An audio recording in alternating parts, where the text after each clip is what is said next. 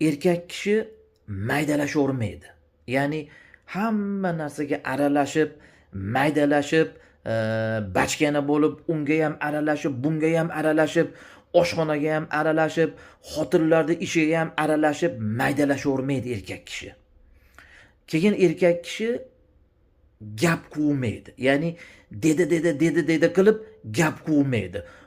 U debdi, bu debdi, men u dedim, sen bu deding deb unaqa qilib gap quvib maydalashmaydi erkak kishi. Erkak kishi qisqa va lo'nda qilar ekan. Erkak kishi qanchalik maydalashaveradigan bo'lsa, qanchalik maydalashsa, shuncha obro' hurmati to'kilib qolar ekan, hatto oilasida ham.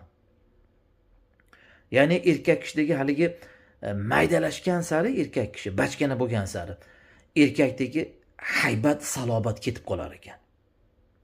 O'shuning uchun Hazrat Umar aytadiki, erkak kishi maydalashmaydi. Ya'ni erkak kishi mayda ishlar bilan shug'ullanmaydi, balki u katta krupniy ishlarni qiladi deydi. Katta ishlar bilan shug'ullanadi deydi.